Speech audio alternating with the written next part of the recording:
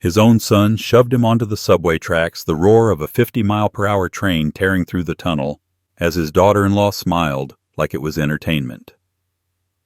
The world blurred into screeching metal and betrayal. In that split second, he saw every sacrifice he'd ever made, every tuition check, every sleepless night, turned into the price of his life. But death didn't take him that day. He survived, and what came next would make them wish he hadn't. Subscribe for the next part and tell us in the comments what would you do if your own child tried to destroy you for money. He remembered the moment like a knife sliding under the skin. Ordinary at first, then unbearable. The air in the hallway had smelled of coffee and printer ink, and through the cracked office door he'd heard his son's voice. "We can't wait any longer. He's losing control. We need to accelerate the timeline." The words were quiet, measured, the kind of tone used when people discuss a liability, not a parent. His son's wife responded with a whisper sharp as glass. "The board trusts you more than him now. Once he signs the final transfer, everything's ours." He froze behind the doorframe, the pulse in his ears drowning the rest. They were talking about him, the company he'd built from nothing, brick by brick, deal by deal, back when his hands still bled from labor and not betrayal. He stayed still long after they left, staring at the silver handle of the conference room, like it might open to another version of reality. But this was the truth. His only child, the boy he'd taught to drive to measure lumber to keep his word, was planning his removal like a corporate acquisition. By the time he walked back to his own office, something in him had shifted. The room looked different. The framed photographs of fishing trips, the polished wood desk he'd built himself, even the old leather chair, all of it now carried the scent of deceit. He sat there, his reflection rippling in the black glass of his monitor, realizing that fatherhood was no longer a title. It was a liability on a balance sheet. That night he drove home without turning on the radio. The city lights blurred past his windshield like streaks of accusation. He thought of the years he'd spent building everything so his son wouldn't have to struggle, the long nights drafting contracts by hand, the holidays spent on job sites instead of by the fire. He'd thought success would protect them from greed. Instead, it had fed it. At home, the house was dark except for the glow of the kitchen clock. The walls seemed to breathe with the weight of memories. On the counter sat a photo of his late wife, smiling in the sunlight beside their son. He touched the frame, felt the cold glass, and whispered, "You'd never believe what he's become." Sleep wouldn't come. He poured whiskey into a glass, the ice clicking like distant applause. Each sip burned, but not enough to blur the picture in his mind. His son's calculating voice, the soft agreement of his wife, the casual cruelty in their laughter. They'd already decided who he was, now the old man in the way. He spent hours at the desk in his study, flipping through contracts and board minutes, scanning for signatures that shouldn't be there. And then he saw them transactions marked urgent, accounts opened under subsidiary names he didn't recognize. The realization came cold and clean. They were already moving the assets, selling the future one document at a time. By morning he was no longer angry. Anger was too simple, too young. What replaced it was colder clarity. He walked into the office that day wearing the same calm expression he'd used in every negotiation that mattered. His son greeted him with practiced warmth, a smile polished for investors. "You look tired, Dad," he said, hand resting lightly on his shoulder. "Maybe it's time to slow down." He smiled back. "Maybe you're right." The words tasted like metal. Behind the glass walls, employees moved in silence, unaware they were standing in a battlefield disguised as an office. Over the next weeks he watched. He listened. He let them believe he was drifting detached, ready to retire. But he was documenting everything, every forged invoice, every whispered call after hours, every unauthorized signature. Each lie they told became another brick in the wall he was building around them. He learned their rhythm, the late-night meetings, the code words, the excuses. They called it transition, but what they were really building was his tomb. The betrayal reached deeper than money. It was the moment he saw his son's ambition sharpened into something predatory, something learned but twisted. He realized love could curdle into entitlement and gratitude could rot into greed. Still, he kept the mask on. When they invited him to dinner, he went. When they asked about his health, he laughed it off. And when his son's wife poured him wine and said, "You've had such a long, successful life, haven't you?" he only nodded, pretending not to taste the mockery beneath her sweetness. The night before it all collapsed, he stood on the balcony of his apartment looking down at the city his company helped build. The streets shimmered with rain and neon, alive and indifferent. He thought of the subway, the rush of air, the metallic roar, the moment he'd felt death breathe against his back. Maybe that had been their first attempt. Maybe this had all been leading here. But survival had changed him. If they wanted a war for control, he'd give them one they'd never forget. He returned to his study, opened his laptop, and began compiling evidence into folders, marked only with dates. Each document was a confession waiting to be read. He copied files to a secure drive, then placed it inside a safety deposit box under another name. He knew patience was power. Let them think he was defeated. Let them celebrate their victory before the fall. The silence would make the reckoning louder. When dawn came, he watched the sun rise over the skyline, gold spilling across the glass towers like fire.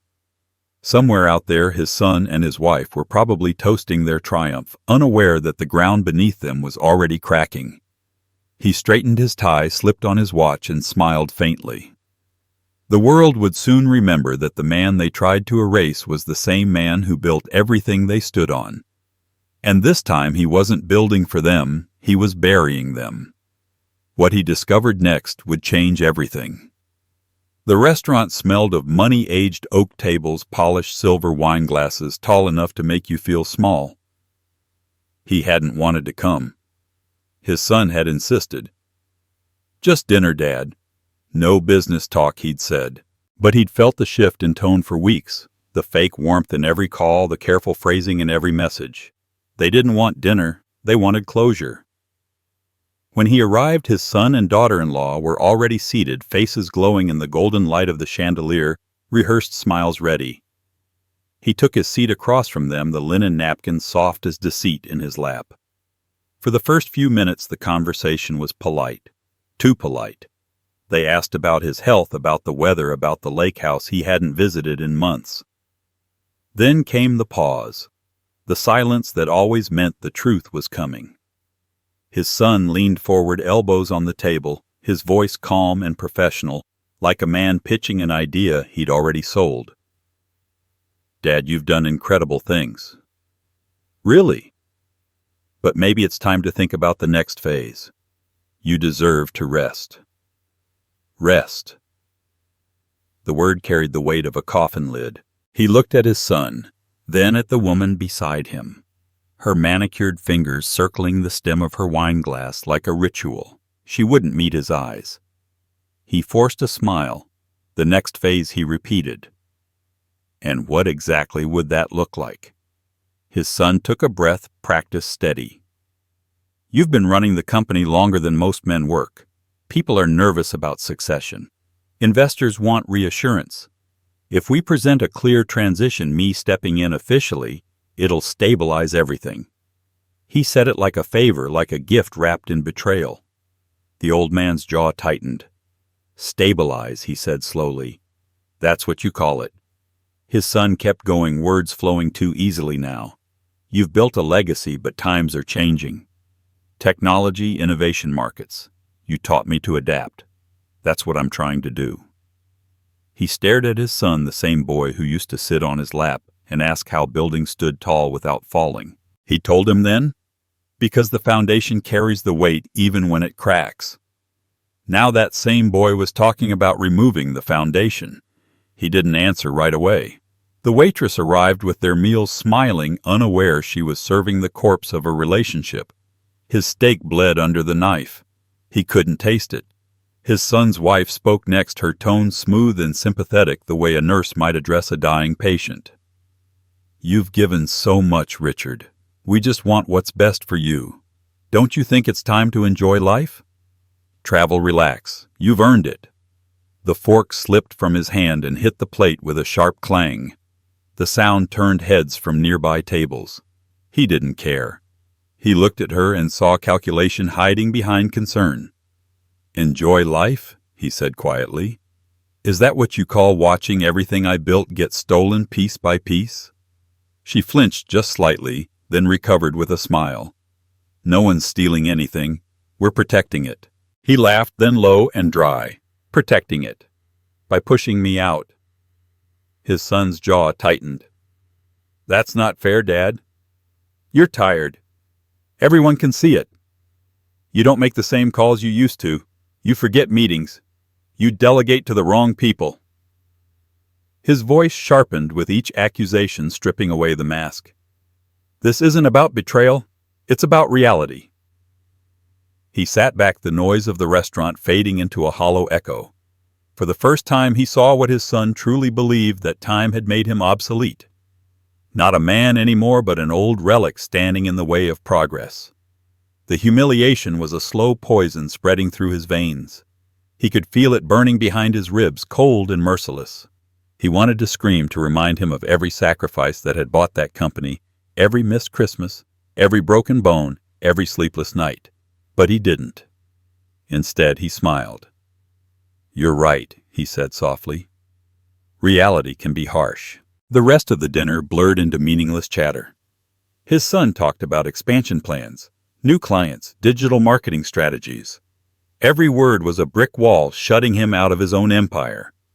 His daughter-in-law checked her phone between sips of wine, her disinterest more insulting than open hatred.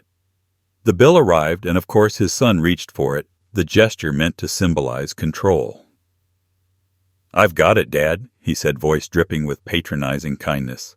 He let him pay. That small victory would be his last, and it meant nothing. Outside, the night air was crisp. The city hummed with distant traffic. They walked together to the valet stand. His son put a hand on his shoulder. This isn't goodbye, he said gently. It's a new chapter. He turned to face him. For you, maybe, he said. For me, it's an ending. His son looked confused for a moment, then uncomfortable. The valet pulled up his car, headlights washing over them like interrogation lamps. He opened the door but paused before getting in. Just one question, he said. If your mother were still alive, would she be proud of what you're doing? His son hesitated, the mask cracking for the briefest second. This is business, Dad, not personal. He smiled, a slow, dangerous curve. That's what makes it worse. He drove off without another word, the city lights streaking across his windshield like the ghosts of all his mistakes. Back home, the silence hit him like a fist. The house felt different now, emptier, heavier. He loosened his tie, sat in his chair, and stared at the blank wall where family photos used to hang. Somewhere between love and betrayal, something inside him had died. But what took its place was colder, sharper. He wasn't broken. He was awake. The next morning, he arrived at the office before dawn. The building was quiet the way it always was before a storm. He walked through the halls lined with framed awards and photographs, each one a reminder of how far he'd come, how much he'd built. His reflection followed him in the glass, older, harder, unrecognizable. He entered his office and closed the door, locking it behind him. On his desk lay the transfer documents they'd prepared for him to sign. He picked up the pen, turned it in his fingers, then placed it back down. Not today. Not ever. The sun was rising over the skyline when he made the first call. Not to his lawyers, those would come later, but to an old friend in accounting, someone who still remembered who built this empire from dirt and sweat. I need everything, he said. Every account, every signature, every name they've touched in the last 6 months. The voice on the other end hesitated. That's a lot of digging. Then start shoveling, he said, and hung up. By the time his son arrived at the office, bright-eyed and ready to claim his throne, the old man was already gone. But his shadow lingered, watching, waiting, calculating. What came next would not be business. It would be retribution. The office was silent except for the hum of the air conditioner and the faint ticking of the wall clock. The city beyond the glass walls slept, but he couldn't. His hands moved with slow precision the way they used to when he built things, Except now he was dismantling something instead. Folder after folder filled his desk. Old contracts, vendor lists, invoices, audit trails. At first glance, everything looked legitimate. The numbers balanced, the signatures matched. But something about the rhythm of it felt wrong. Too clean. Too rehearsed. He'd built this company from the ground up. He could read its heartbeat like his own. And this heartbeat had changed. It was faint, artificial, sick. He opened the accounting software and began tracing payments from the last fiscal year. A pattern emerged: small amounts funneled into shell vendors' names he didn't recognize: Northwind Logistics, Copperline Solutions, Apex Materials. Each one billed for services that didn't exist. Each one signed off by his son's division. The paper trail was clever, built to survive scrutiny, but not built to survive him.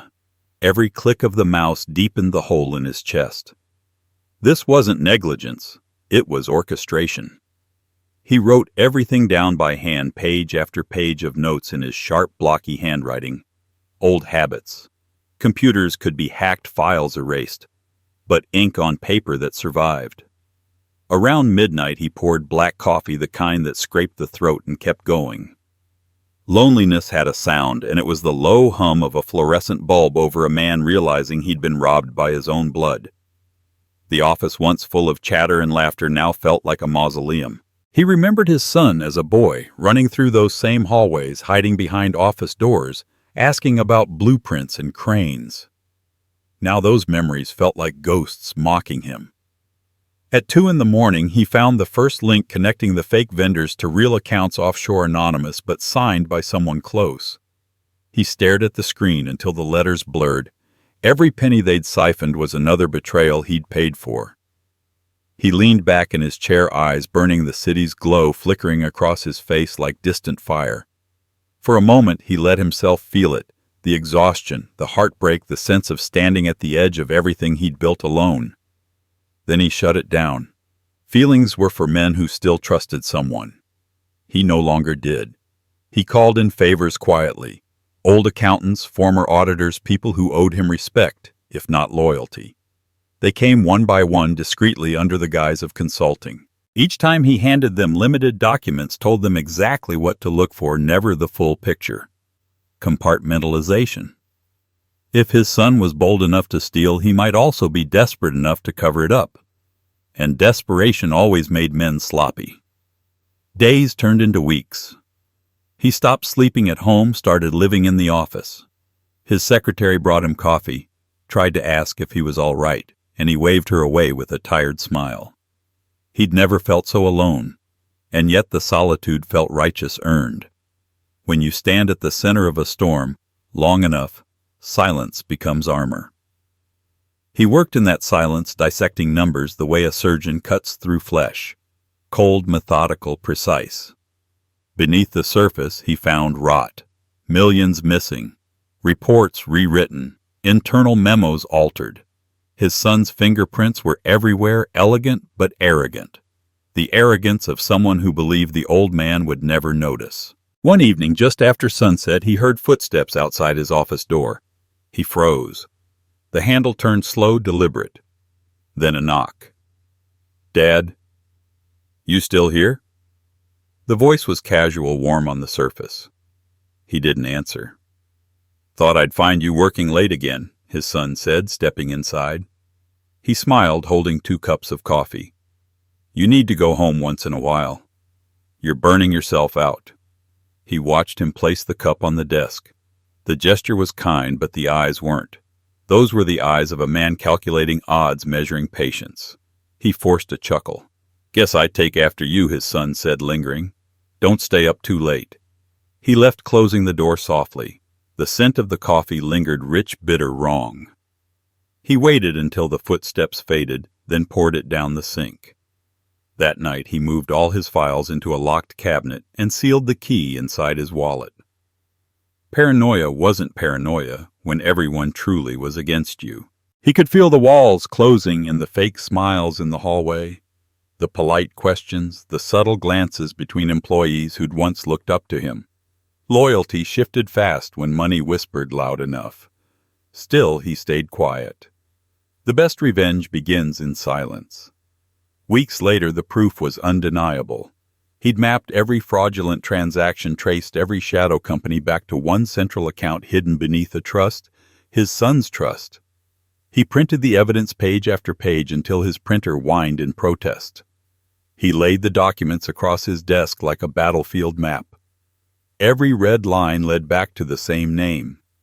He sat there in the dim light staring at it, the air thick with dust and betrayal.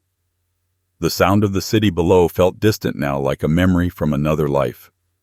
He closed his eyes and saw his wife's face. She'd warned him years ago in her quiet way that ambition could eat a soul if you fed it enough praise. He hadn't listened. He'd been too proud, too sure that the love between father and son was stronger than greed. He wasn't sure of anything anymore. He lit a cigarette, the first in 20 years, and watched the smoke curl through the stale air. His reflection in the glass looked older than he remembered, but the eyes were alive again, cold, focused, dangerous. By dawn, he had the next phase planned. Not a confrontation. Not yet. War required timing, and timing required patience. He'd set a trap so elegant that even his son's clever mind wouldn't see it coming. Every empire falls the same way, one misplaced signature at a time. And when it did, he'd be there to watch it crumble. What he didn't expect was who would betray him next. He waited until the weekend to confront them. The house was quiet except for the low hum of the refrigerator and the soft clinking of silverware from the kitchen. His son and daughter-in-law sat across from him at the dining table, the same table where he'd once taught the boy how to tie a tie before his first job interview. Now the air between them felt poisonous. He placed a folder in front of them, its edges worn from nights of handling, of rereading the evidence until it carved itself into memory. "I need to understand," he said calmly. "Why?" His son blinked, feigning confusion, the same practiced innocence that had fooled investors and employees alike. "Understand what, Dad?" He tapped the folder with one finger. "This. The accounts. The shell companies. The money you've been moving." The room fell silent. The daughter-in-law's eyes flicked toward her husband, searching for a signal. He gave her one, a smile, small and deliberate. "Dad," he began, voice smooth as glass, "you've been working too hard. Maybe all this stress—" "Don't you dare!" he interrupted, his voice slicing through the air. "Don't you dare talk to me like I'm losing my mind." For a moment, neither of them spoke. The only sound was the ticking of the wall clock above the mantel, each second grinding into him. Then his son leaned back in his chair, sighing dramatically. "Okay," he said, his tone shifting to patronizing patience. "If you think something's wrong, let's look at it together." He opened the folder, glanced at the documents, then laughed softly, shaking his head. "Dad, these are standard transfers. You're reading them wrong. You've got to stop letting your imagination run wild." The words hit harder than any punch. Imagination. That was how they saw him now, an old man chasing ghosts in his own empire. He stood up, his chair scraping across the hardwood. "You're stealing from me," he said quietly, almost a whisper. "From your mother's legacy. From everything we built." His son's smile faltered just enough to show the crack beneath. "You need rest," the daughter-in-law added quickly, her voice trembling slightly. "You've been under a lot of pressure since when," he cut in, his voice rising. "Since your husband decided I was worth more dead than alive." Her face went pale. His son stood, fists on the table. "Enough," he shouted. "You're paranoid. You always think people are out to get you. Do you hear yourself? You're accusing your own family?" He laughed, but it wasn't joy. It was grief, twisted into something sharper. "Family," he said. "Family doesn't drain your accounts behind your back. Family doesn't forge your name on contracts. Family doesn't plot to replace you while pretending to care." The silence that followed was heavy, electric. His son's jaw clenched, his eyes dark. "You're not well, Dad. You've been making mistakes for months. People notice. Maybe it's time you step away before you ruin what's left of this company." He heard the threat buried beneath the concern. It wasn't advice, it was a warning. He looked at the boy he'd raised, the man who bore his face, but none of his soul, and realized loyalty had a price tag, and someone else had already paid it. All those years of sacrifice, every dollar, every late night, every lesson, it had bought him this moment of betrayal. He felt something in him collapse, not physically, but spiritually, like a bridge giving way after too much weight. He lowered his head, breathing deeply, fighting the tremor in his hands. "You'll regret this," he said softly. "Not today, but one day when you finally understand what you've destroyed." His son's wife stood up suddenly, her voice sharp with fear disguised as anger. "You can't threaten us," she snapped. "This isn't how you talk to your son." He turned to her, eyes steady, calm in a way that frightened her. "You're right," he said. "A father doesn't talk to his son this way. Not unless his son stops being one." He walked toward the door. Behind him, his son's voice followed, low and venomous. "If you walk out that door, don't come back. You'll have no place here." He didn't turn around. "Then I'll build another one," he said, "from the ashes of this." Outside, the night was cold. The wind carried the smell of rain, sharp and metallic, like the taste of memory. He stood on the porch, looking back at the house, the glowing windows, the life he'd built, now full of strangers wearing his family's faces. His hands were shaking, not from age, but from anger so deep it felt ancient. For a long time he stayed there, staring at the light spilling from the dining room. He could see their silhouettes through the glass, already arguing, their gestures sharp and frantic. Panic was setting in. Good. Let them feel it. Let them wonder how much he knew. When he finally got into his car, he didn't drive home. He drove to the office, the only place left that made sense. The city was asleep, streets slick from the drizzle that had started to fall. His reflection flickered in the rearview mirror, a man stripped down to his essence, raw and unrecognizable. He parked in front of the building, climbed the stairs, and unlocked the door to his office. The air smelled of paper and dust and electricity. He sat behind his desk, the one thing they hadn't yet taken from him, and stared out at the skyline. The rain streaked the glass, blurring the lights into rivers of gold and red. He replayed every word of that conversation, every lie they'd told. The grief was still there, but underneath it something new was forming, resolve, cold and deliberate. They'd taken his trust, his family, his peace. But they'd forgotten the most important thing. They'd forgotten who taught them how to fight. He opened the drawer, pulled out a small black recorder, and pressed play. The audio was faint but clear. His son's voice from weeks earlier, captured during one of those business meetings. Words of greed, manipulation, conspiracy. Enough to bury them both. He leaned back in his chair and smiled, a slow, dangerous smile that reached his eyes. They thought they'd won. They thought he was beaten, confused, finished. But they were wrong. He'd let them show their hands too soon. And now, for the first time in a long while, he wasn't the one being hunted. The rain outside turned heavier, thunder rolling across the city like a warning. He closed his eyes, listening to it.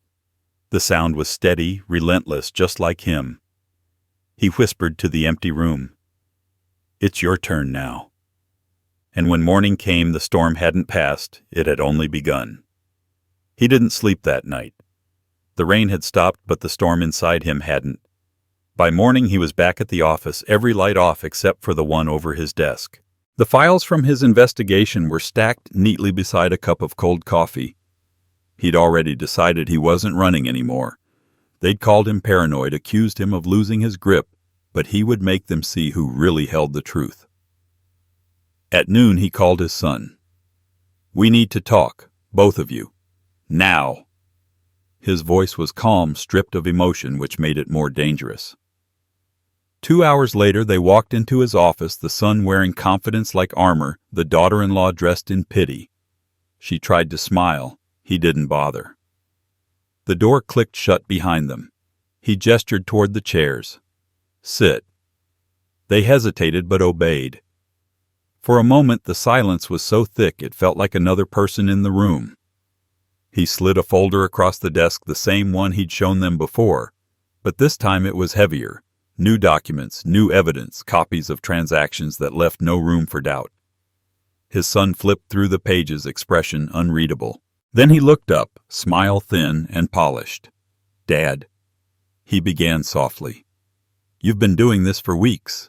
None of this proves anything. These are legitimate accounts." He leaned forward, eyes cold. "Then explain why your signature appears on the authorization forms for 3 companies that don't exist." The mask slipped. It was only a flicker, a tightening at the corner of his son's mouth, but it was enough. "Dad, listen to yourself," the daughter-in-law said quickly. "You're seeing patterns where there aren't any. You've always been so intense about control." He stood his chair, scraping the floor, and for the first time in his life, he saw fear in her eyes. "Control," he repeated. "You think this is about control? This is about betrayal." He slammed his hand on the desk, the echo rattling the glass walls. "Do you have any idea what it feels like to raise a man to give him everything only to watch him sell his soul for a paycheck?" His son stood 2 matching his height. "You don't get it," he said sharply. "The world doesn't run on loyalty anymore. It runs on power. You built something great, but you don't know how to keep it alive." "And you do," he said, voice low and trembling with fury.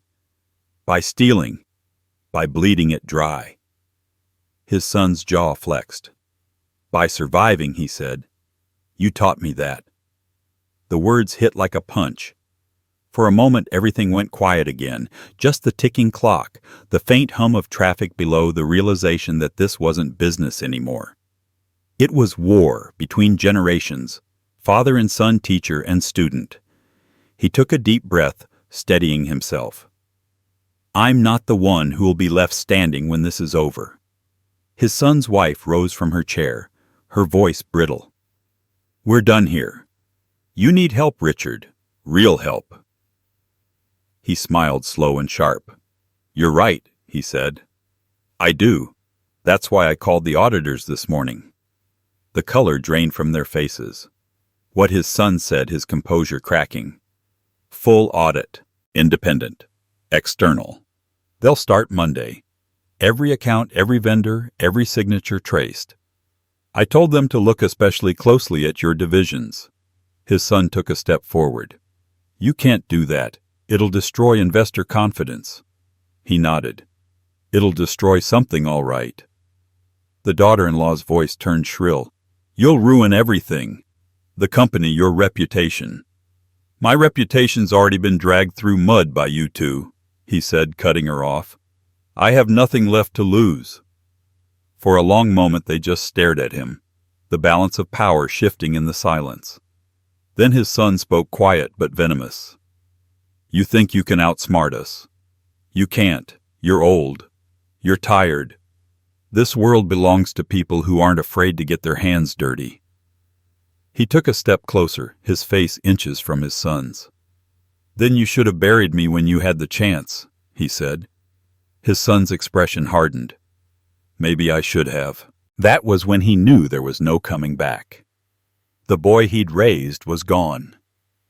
What stood before him was a stranger in his son's skin, a man who'd traded blood for ambition. He let them leave without another word. The elevator doors closed behind them, the reflection of their faces splitting in the steel as they descended. When they were gone, he exhaled long and heavy. The grief hit harder than any rage grief for the years wasted for the man his son used to be, for the family that had turned into enemies. He walked to the window, staring out at the city below, the skyline carved in gold and glass. Somewhere out there, his name was still carved into those buildings, into the contracts and foundations that built them. He wouldn't let that legacy die in the hands of traitors. He picked up the phone and made another call, this one to someone he hadn't spoken to in years. A former partner, the only man who had once challenged him and lived to tell about it. "I need your help," he said simply. "It's time to take back what's mine." The voice on the other end paused. "You sure you want to do this, Richard?" "Once it starts, it won't stop." He looked down at the folder on his desk, the papers that had cost him his peace, his trust, his family. "It already started," he said. "Now I'm just finishing it." When he hung up, he didn't feel relief, only clarity. The grief had burned away, leaving something colder, harder. He wasn't just fighting for justice anymore. He was fighting to erase everything they'd touched. Outside, thunder rolled over the city, low and distant like a drumbeat announcing a reckoning. And what waited for them next would make every lie, every stolen dollar feel like mercy.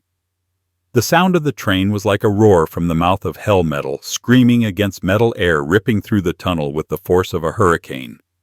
He could taste iron and dust as he lay flat between the rails, every muscle locked in terror. The screeching wheels tore the air above him, and for a fraction of a second he thought he saw his own death in the sparks cascading like fire. Then, as suddenly as it came, the train was gone, its echo fading into the distance like a dying animal. The silence afterward was almost worse. It wasn't peace, it was disbelief. He was alive. He didn't move for several seconds, afraid that if he did, the tunnel would swallow him for real this time. The world felt too still, too fragile, like one wrong breath could shatter it. He turned his head slightly and saw the platform edge a few feet away, the shadow of boots retreating, his son's boots, he realized with sickening certainty. They hadn't even stayed to check. He wasn't supposed to survive. When he finally pulled himself up, the pain hit sharp, radiating through his ribs and down his spine. His palms were cut and slick with blood. He pressed a hand to the wall, steadying himself as he climbed out of the pit. The platform was empty now, the crowd gone, leaving behind only the echoes of panic and the smell of burnt metal. He staggered toward the nearest exit, his reflection flashing in the passing windows. Dust-covered eyes wide, a ghost crawling out of his own grave. Outside, the city was loud and alive, indifferent. People brushed past him, umbrellas snapping open under a drizzle that had started without warning. He stood there dazed, breathing in the smell of rain and smoke. He wanted to scream, to run, to collapse, but instead he laughed. It was low at first, barely audible, but it grew ragged and unhinged. Because in that moment, amid the chaos and pain, something inside him shifted. He wasn't afraid anymore. They'd taken everything from him, his trust, his company, his name, and still he lived. That meant something. He limped through the rain, heading nowhere in particular, his mind sharpening with each step. The fear that had consumed him minutes ago had transformed into something else, clarity. Fear was for victims. He wasn't one anymore. Survival was no longer enough. He wanted control. He wanted justice. He wanted to make them feel what he had felt in that tunnel, helpless, gasping, certain that death was coming. By the time he reached the street level, the rain had turned to a steady downpour. He found a cab and slid inside, his voice hoarse when he gave the driver his address. The man looked at him through the rearview mirror, probably wondering if he'd been mugged. He didn't answer the unspoken question. He just sat there staring out at the passing city lights, every flash of neon reflecting like a memory of betrayal. At home, the mirror confirmed what he already knew. He looked like death resurrected. His shirt was torn, his face streaked with grime and blood, his eyes hollow but alive. He ran cold water over his hands, watching the red swirl down the drain, then splashed his face until the sting woke him fully. The man who stared back at him wasn't the same one who had walked into that tunnel. This one had seen the truth. The line between family and enemy no longer existed. He opened his study drawer and pulled out a small lockbox. Inside were the backup drives, the evidence he'd been collecting quietly for weeks.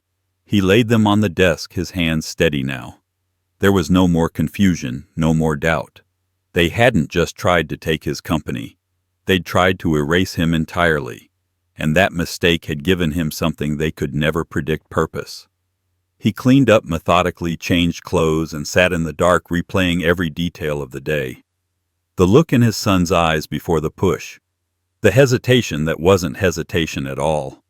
The way his daughter-in-law had stepped slightly back, clearing space like they'd practiced it. He could still feel the shove, the quick, brutal betrayal of blood. And beneath it all, the faint smell of her perfume mixed with the metallic sting of the tracks. That scent would stay with him forever. He poured himself a drink, the burn in his throat grounding him. He picked up his phone thumb, hovering over his contacts, then scrolled to one name. An old detective he'd worked with years ago, a man who didn't ask too many questions if the pay was right. He typed a message. Need to find 2 people. Discretion required. He hit send. The night stretched, long rain beating against the windows like the steady ticking of a clock counting down. He didn't close his eyes once. Instead, he mapped everything out, the timeline, the accounts, the witnesses. When dawn crept through the curtains, it painted the room in pale gray, and he smiled for the first time in days. The fear was gone. The man who had been pushed in front of a train no longer existed. The one who had climbed out of the tunnel was someone else entirely. Later that morning, he returned to the subway. The police were still there, yellow tape fluttering, commuters whispering in curiosity. He blended into the crowd, a clean suit now hiding the bruises. He looked down at the tracks, the place where he'd almost died, and felt nothing but resolve. Survival had stripped him bare, but it had also armed him. He had seen death up close, and it hadn't scared him, it had baptized him. When he turned to leave, he passed a billboard above the station entrance. It showed a family smiling, arms around each other, the caption reading, "Success is built on trust." He stopped for a moment, studying the image, then laughed quietly. Trust was the illusion that made betrayal possible. He'd spent a lifetime believing in it. Never again. As he stepped into the daylight, his phone buzzed a reply from the detective. Names and photos received. Give me a week. He typed back. You've got 3 days. Then he slipped the phone into his pocket and looked up at the city skyline, its glass towers gleaming like blades. They thought they'd buried him that night. What they didn't know was that they'd built his rebirth instead. And when he came for them, there would be no warnings, no mercy, only the sound of another train screaming toward its target, unstoppable. But first he had one more call to make.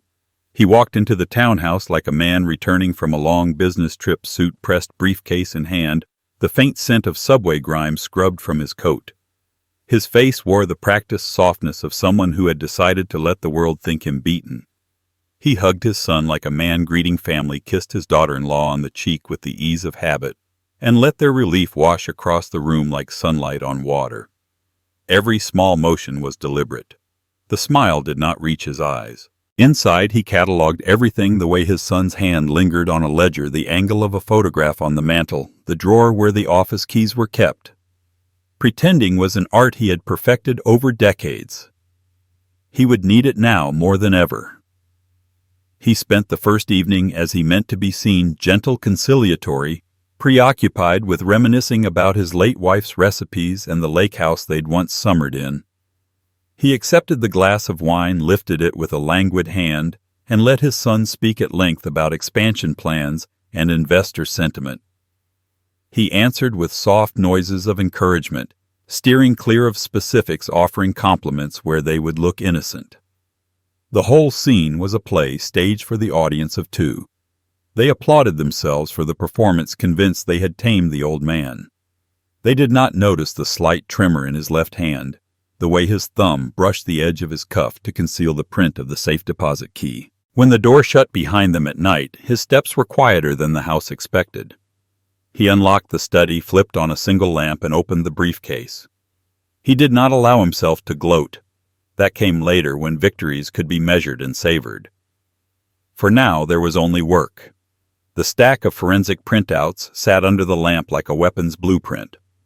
Each page showed routing numbers, shell company names, phantom invoices. He had built duplicates of the trail data stored in multiple places, copies sent to accounts under assumed names, encrypted backups hidden off-site.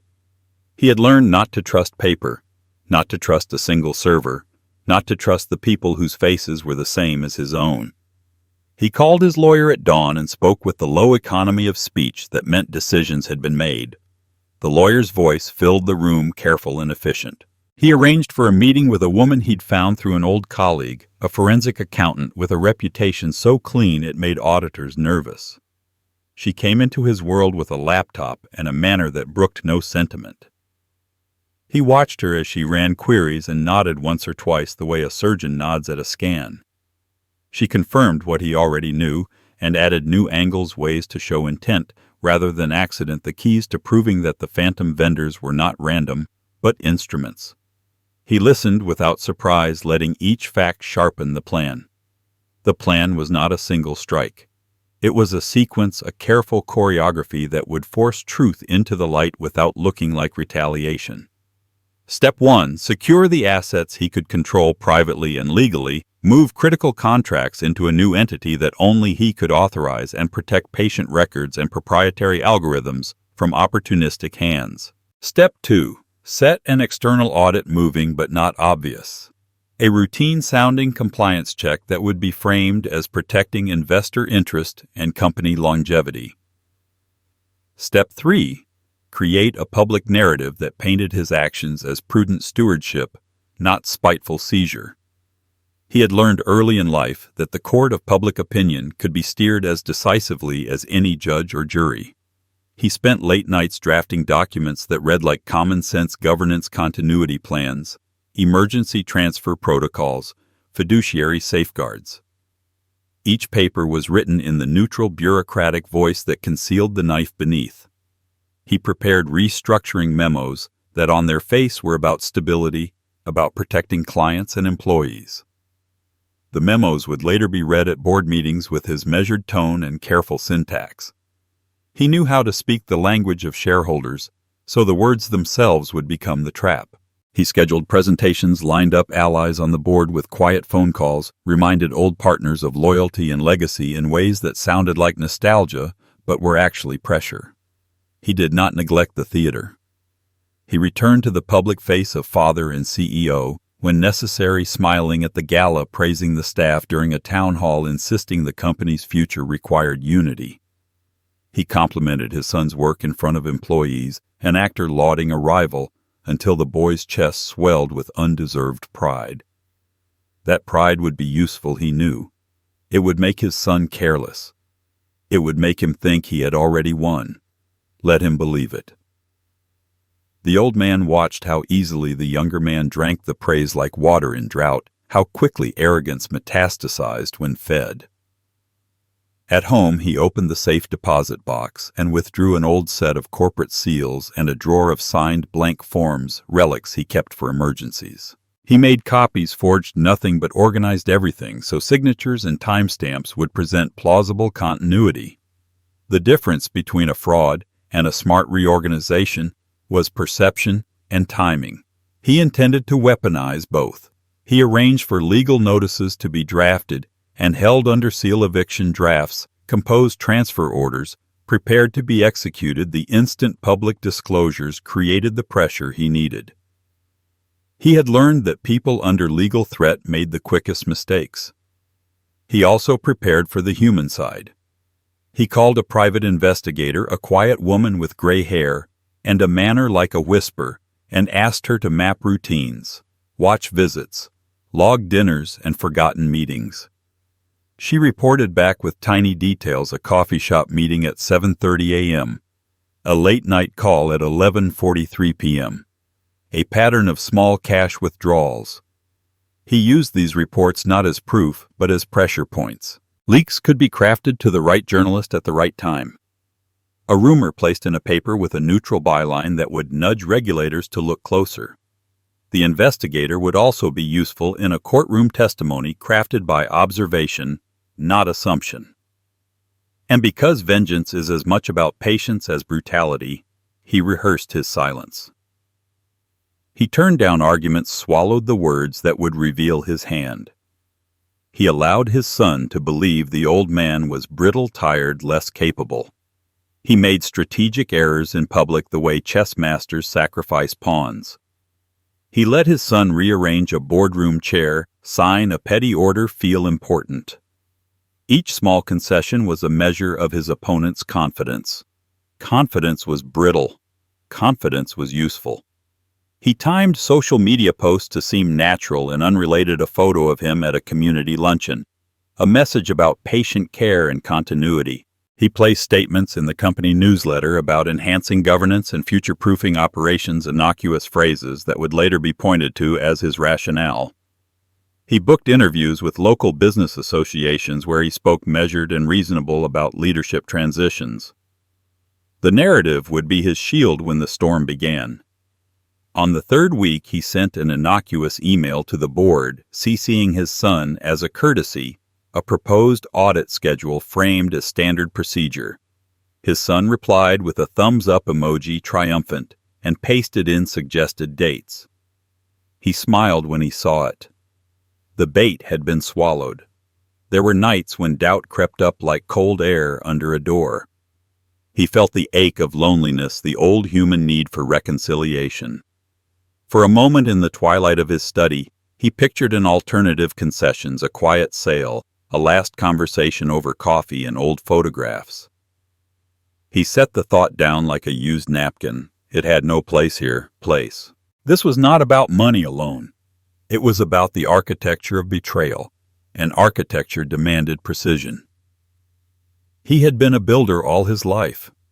Now he would dismantle. Before dawn on the day the audit would be announced, he sat at his desk with a single lamp and the city sleeping beyond his window. He read the documents one more time, the memos, the seals, the backup drives hidden in separate lockers. He drank black coffee and felt its heat anchor him like an oath. He pictured his son waking to a world where every comfortable assumption was questioned, where the bank called, where the boardroom turned cold. He pictured his daughter-in-law reading a headline and feeling her stomach drop in a way no amount of practiced composure could fix. He stood, straightened his tie, and walked to the front door. He paused and looked back at the house, the photographs, the garden, the life he had sown and watched grow. He felt nothing like regret. He felt the clean, precise certainty of someone who has calculated the cost and decided it is worth paying.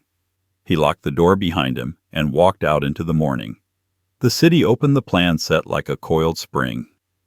The world thought he was tired and forgiving. They thought they had him contained. They did not see the quiet in his step, the chill in his smile, nor the legal storm about to break. He stepped into the elevator, pressed the lobby button, and watched the numbers descend, each floor a drumbeat. What came next would not be noisy. It would be inevitable. The courtroom was colder than he expected, not from air conditioning, but from the quiet, the kind of silence that settles before something breaks. He sat at the long table, his posture straight, his expression unreadable. Across from him sat his son, polished, confident, wearing a suit that didn't quite hide the tremor in his hand. Cameras clicked softly from the back. Reporters whispered names and numbers, already spinning stories. But he didn't hear them. He was focused on the space between them, the empty air that once held trust and now held nothing but war. His lawyers were precise men, calm, sharp, efficient. They moved like surgeons, dissecting every lie with practiced precision. Weeks of preparation had built to this moment, every document, every recording, every forged signature lined up in perfect sequence. The prosecutor spoke first, walking the jury through the evidence, her tone steady, confident. Each exhibit landed like a nail in a coffin, contracts bearing false names, offshore accounts hidden under shell companies, wire transfers disguised as consulting fees. Every fact was a small, deliberate cut. His son tried to keep his composure, leaning toward his defense attorney, whispering frantically, but the rhythm of the trial was out of his hands now. His wife sat beside him, clutching a tissue she didn't need, tears carefully timed for sympathy. But every time the evidence appeared on the screen, the pretense cracked a little more. The photos of signatures, the time-stamped emails, the bank statements, they didn't lie, and neither did the witnesses who once called him sir before his son replaced that title with chairman. When the recording played, the one his son had dismissed as nothing, the courtroom seemed to exhale at once. His son's voice filled the room, calm and arrogant. "He's done. We'll push him out before the quarter ends. Once he signs the trust revision, everything falls under our control." Then laughter, his daughter-in-law's laugh, sharp and cold. "And what if he doesn't sign?" A pause. Then the answer, quiet but clear. "Then we make sure he doesn't get the chance." The words hung in the air like smoke. The jury shifted uncomfortably. The judge's eyes lifted, expression hardening. Across the room, his son's mask slipped completely. His lawyer objected, shouted, called it entrapment, fabrication, misinterpretation. But the damage was done. The truth was no longer a theory. It was a sound, an echo that could not be silenced. The father didn't flinch. He didn't smile. His face remained still, his eyes fixed on the boy he once taught to tell the truth, to build something that would last longer than greed. Now he was watching him drown in his own ambition. The next witness was the accountant, the woman with the clean record, the one who had traced every stolen dollar. She spoke with measured confidence, explaining the flow of money, the falsified audits, the offshore accounts. Her words were steady, clinical, deadly. With each exhibit she presented, the defense crumbled a little more. The son tried to interrupt, shaking his head, muttering to his attorney, but his voice was drowned out by evidence that spoke louder than he ever could. By the second week, his arrogance had curdled into desperation. He stopped looking across the table. He whispered constantly to his lawyer, his leg bouncing under the desk. The daughter-in-law avoided his gaze altogether. Her face pale, the mask of loyalty starting to slip. The courtroom had turned into a slow surgical execution. Every lie was dissected, every half-truth peeled back until only the raw betrayal remained. The father watched in silence, not because he lacked emotion, but because emotion was useless now. Rage had no place here. Justice did. The press outside called it a scandal, a family implosion, a tragedy of inheritance. They missed the point. This wasn't about wealth. It was about truth, reclaiming ground it had lost. Each headline, son accused in fraud case led by father, was another brick in the monument of consequence. He read none of them. His satisfaction wasn't in public humiliation. It was in precision, in the slow erosion of his son's confidence, in watching a man who believed himself untouchable realize that every move had been anticipated. When the cross-examination began, his son took the stand. The lawyer's tone was calm, deceptively gentle. You were aware of these transfers. I approved them as part of normal business operations. Normal operations that routed funds to an account, in your wife's maiden name. Silence. The lawyer pushed again.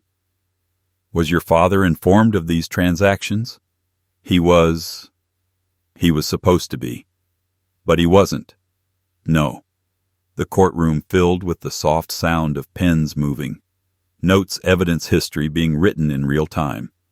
Then came the question that cut deeper than any document. Do you love your father? It wasn't legally relevant. The defense objected immediately, but the judge let it stand.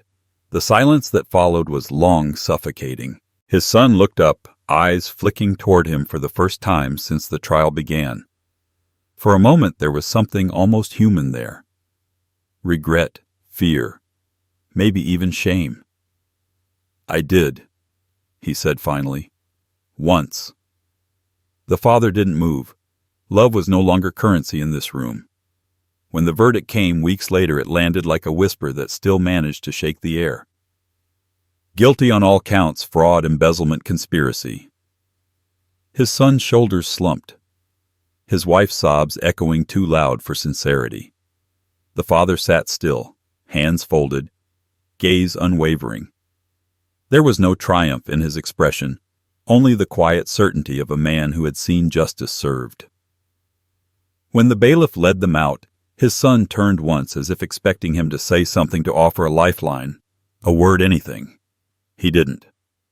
The time for mercy had passed the moment he hit the subway tracks. Outside, the reporters swarmed, flashes bursting like gunfire. Questions flew. How do you feel? What's next for the company? Will you forgive him? He didn't answer any of them. He stepped into the waiting car, closed the door, and let the noise fade behind him. The city outside was bright and indifferent, just as it had been the night he nearly died. Only now the indifference suited him. In the quiet of the ride home, he looked out at the skyline. The buildings he'd built still stood tall. His legacy had survived the fire meant to consume it. But there was no comfort in the victory, only a grim understanding that survival always demands a cost. He thought of his wife, of the promise he'd made to protect what they built together, and realized he had kept it, even if it meant losing the last piece of family he had left. When the car stopped in front of his building, he didn't get out right away. He sat there watching the world move 1,000 lives crossing paths, none of them knowing the story of the man in the back seat. He wasn't a hero. He wasn't a victim. He was something rarer, a man who had faced the worst kind of betrayal and refused to die from it. He stepped out, the night air sharp against his skin. The city lights shimmered on the wet pavement, reflecting a world reborn. He adjusted his coat, glanced once toward the horizon, and walked inside. Tomorrow there would be new headlines, new questions, new business. But tonight there was silence. And in that silence he found a kind of peace that only comes after destruction. What he didn't yet know was that one final secret still waited buried in the one place he hadn't looked. By the time the verdict hit the morning news, the city was already whispering his family's name like a cautionary tale. Their empire collapsed faster than anyone believed possible. Assets, frozen contracts, voided accounts seized under federal order. The skyscraper that once bore their company's logo now stood hollow, a glass tomb reflecting headlines of disgrace. His son's face was plastered across every financial broadcast, his daughter-in-law's name trending in scandal columns. The same people who had once toasted to their success now spoke of them in the past tense like ghosts who had never learned they were dead. He watched the chaos unfold from his office, not with joy, but with the stillness of a man who had seen this ending long before anyone else did. The newspapers called it a tragedy of ambition, but he knew better. It was just as clean and unflinching.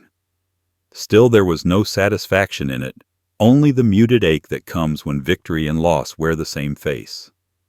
Every headline, every news alert, every frozen asset was a reminder that he had not destroyed strangers. He had destroyed his own blood. He attended none of the hearings that followed. His lawyers kept him informed, speaking in precise, sanitized language: asset seizure, complete offshore holdings, confirmed indictment filed. He nodded, said little, signed papers. The motions were automatic, detached. The real weight came later in the quiet hours of the night, when he passed the family portraits on the staircase, each smile a lie carved in time. He couldn't bring himself to take them down. Punishment, he decided, wasn't only theirs. It had to live with him too. The company he had built was now under receivership. Regulators picked through its remains like vultures, stripping away everything tainted by his son's greed. Still, not all of it was lost. The core projects, the ones that carried his signature, his integrity, remained untouched. Investors reached out quietly, offering partnerships, new beginnings under his name alone. He declined them all. He was finished building things for others to ruin. For the first time in his life, he wanted stillness. His son's sentencing came on a gray afternoon. The courtroom was packed again, but this time the cameras were fewer. Scandals fade fast when the guilty have nothing left to give. He didn't sit among the spectators. He stood at the back, unnoticed, watching his son in the defendant's chair. The young man looked smaller now, the arrogance stripped away, replaced by the hollow stare of someone who finally understood consequence. The judge's words were firm and final: 10 years for fraud plus restitution. The gavel fell like a coffin lid closing. The father didn't move. He waited until the courtroom emptied before he left, silent as he had come. Outside, rain fell, slow and deliberate, soaking the courthouse steps. He lit a cigarette he hadn't touched in decades, the smoke curling in the damp air. It didn't taste like victory. It tasted like memory, like the smell of his wife's perfume, like the warmth of his son's small hand gripping his when crossing the street. Somewhere along the line, those moments had dissolved into board meetings, power struggles, and signatures that meant betrayal instead of trust. He exhaled, watching the smoke fade into nothing. The following weeks blurred together. The house felt emptier than ever, the silence heavy enough to press against the walls. Letters arrived from journalists, biographers, even a documentary crew wanting the real story. He ignored them all. Truth didn't need a broadcast. It already existed in every courtroom transcript, every piece of paper with his son's signature on it. Justice had been served, but justice was not the same as peace. One night he drove out of the city past the suburbs into the countryside where the air was still clean. He stopped at the old family cabin by the lake, the place his wife used to love, where summers had once meant laughter and the smell of grilled corn by the water. The cabin was dusty, forgotten, but intact. He built a fire, poured a glass of whiskey, and sat by the window watching the reflection of flames ripple across the lake. For the first time in years he felt something close to warmth. He thought of his son in prison, of the wife who had chosen silence over shame, of the empire that had turned to rubble. There was no going back. Redemption was a story for other men, not for him. What he had done, what he had allowed, was carved into him now, permanent. But he also knew this: the rot was gone. The name that had been dragged through scandal now stood alone again, cleansed by ruin. The next morning he returned to the city to find a letter waiting. It was from his son, handwritten, the script uneven but familiar. He read it once, then again. There was no apology in it, not really, only acknowledgement. "You were right," it said. "You built something I was too weak to deserve. I hope one day you'll forgive me, though I don't expect you to." He folded the letter carefully and placed it in a drawer. Forgiveness was a luxury neither of them could afford. Weeks later, he sat in the boardroom one last time, facing the few remaining partners who had stood by him. He thanked them, announced his resignation, and signed the papers transferring authority to a trust that would keep the company alive without a name attached to it. He left the building quietly, his footsteps echoing down the marble corridor that had once felt like home.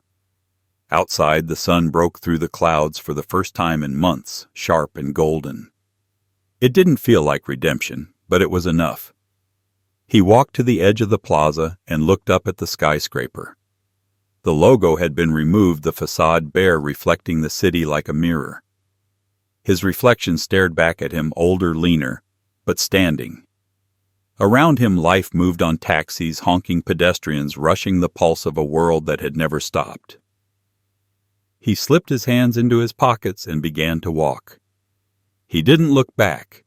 There was nothing left behind him worth looking for. The empire was gone, the family fractured, but the truth remained, and that in the end was the only thing that had ever really been his. What he couldn't see, not yet, was the final move waiting in the shadows, one last twist that would make him question everything he thought was finished. The courtroom was quiet when he stood. The trial was over, the sentences handed down, the empire reduced to dust. Yet the judge gave him the floor one last time. The air was thick with fatigue, the kind that follows after months of revelations, headlines, and shame. Reporters filled the benches, their pens waiting. But he didn't speak for them. He spoke for the ghosts, the woman he'd loved, the family he'd lost, and the man he'd been before betrayal hollowed him out. He adjusted his cuff, his movements deliberate, almost ceremonial. When he finally spoke, his voice was steady, deep, the kind that silences a room. "You tried to kill me for money," he said, looking directly at his son, "and now you've lost everything money can't buy." The words echoed off the walls, clean and cold, finding their mark. His son didn't flinch. He just stared down at the table, jaw clenched, hands folded in front of him, the same way his father once did when explaining disappointment. The symmetry would have been poetic if it hadn't been so tragic. He could have stopped there. He could have walked away with the dignity of the wronged, the righteous. But he didn't. "When you pushed me that night," he continued, "you ended more than my trust. You ended the part of me that believed blood meant loyalty. I spent my life teaching you that legacy was built with integrity. You tried to replace that with greed. You didn't just lose your company, you lost your name." His voice softened, almost breaking. "And that's the only thing that ever really belonged to you." The judge nodded once, then dismissed the court. It was finished. The son was led away by guards, his wife already gone, her lawyers negotiating what scraps of freedom she could salvage. The father watched him disappear through the door and felt nothing like triumph. There was no revenge left in him, only quiet. The kind of quiet that follows a storm so violent it leaves the air stripped clean. Outside, the afternoon light was sharp, slicing through the courthouse columns in pale gold. He stepped into it, blinking, feeling the warmth on his face. Reporters called out questions, microphones thrust forward. He ignored them. He didn't need to tell anyone what justice looked like. They'd seen it. He didn't need to explain what survival meant. He was living it. He walked down the steps slowly, each one feeling like a century shed from his shoulders. The car was waiting, but he didn't get in right away. Across the street, a boy stood holding his father's hand, pointing at the courthouse with wide-eyed curiosity.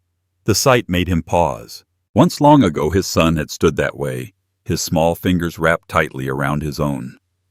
He felt something twist deep inside. Grief, yes, but also release. The cycle had ended here. Whatever came next would not be burdened by his mistakes. That night he returned to the cabin by the lake. The fire was already burning, lit by the caretaker who knew better than to ask questions. He poured a glass of whiskey and sat by the window, watching the flames reflect on the water. The city lights were gone now, replaced by the soft pulse of stars. For the first time in years, the silence felt like peace, not punishment. He opened the drawer beside him and took out the letter, his son's last words from prison. He read it once more slowly. There was a line he'd missed before, or maybe just forgotten. If legacy is built on truth, then at least you taught me that. He folded the letter, placed it back, and stared into the fire until the paper edges glowed faintly red. He didn't burn it. He wasn't that kind of man. Some lessons were meant to remain even when they hurt. The next morning he woke before sunrise. The lake was perfectly still, mist curling above it like breath. He brewed coffee and carried it down to the dock, the wood cool beneath his bare feet. The world was quiet except for the gentle lap of water against the posts. He thought about everything that had been taken from him and everything he had reclaimed. Dignity. Truth. The right to walk through the rest of his life unafraid. Those weren't gifts. They were wages earned through fire. He reached into his coat pocket and pulled out a small object, a pocket watch, old and scratched, the one his wife had given him the day they opened the company. He wound it once, listening to the tick return steady and alive. We built something, she'd said that day, something that will outlive us. She had been right, though not in the way either of them imagined. The company was gone, but the lesson endured. Everything that begins in greed ends in dust. Everything that begins in truth survives. By midday, he was back in the city, not for business, but for closure. He visited the company's old headquarters one last time.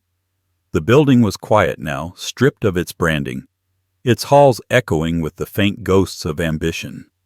He walked through each floor, touching the walls, the desks, the conference table where it had all begun.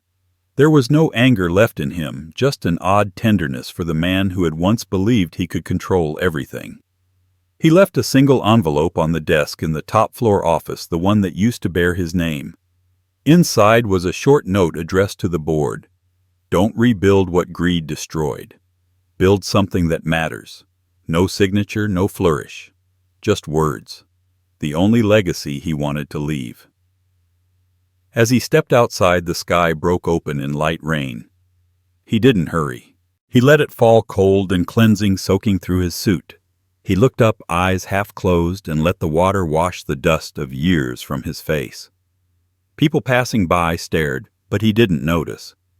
He was somewhere else entirely, half in memory, half in the moment, standing at the intersection of survival and surrender. By the time he reached the car, the rain had stopped. He climbed in, exhaled, and leaned back. The city outside the window shimmered alive and unbothered, as if nothing had ever happened. That, he realized, was the beauty of it. The world keeps moving no matter how much you lose or win. As the driver pulled away, he glanced once more at the courthouse in the distance. The reflection of its white columns blurred in the wet glass. He smiled faintly, not in triumph, not in bitterness, but in something quieter. Acceptance. He had survived the betrayal, outlasted the greed, and reclaimed the only thing that mattered, his peace. Justice had done its work. The story was over. Or so he thought. Because 2 weeks later an envelope arrived at his door. No return address, no name, only a single word typed neatly across the front. Truth. As we grow older, life teaches us that wealth and success mean nothing without integrity. The story of a father betrayed by his own blood reminds us that greed can destroy what love once built.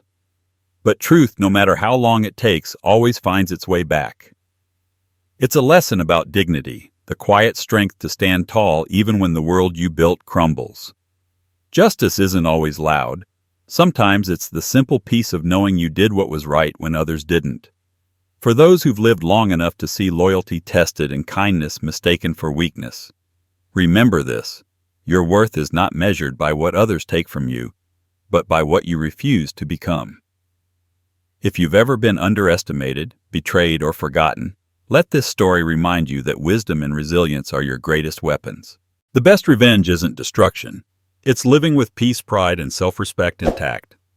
Subscribe to our channel for more powerful life stories that honor your strength, your experience, and your wisdom. Share your thoughts in the comments. What does justice mean to you after a lifetime of lessons?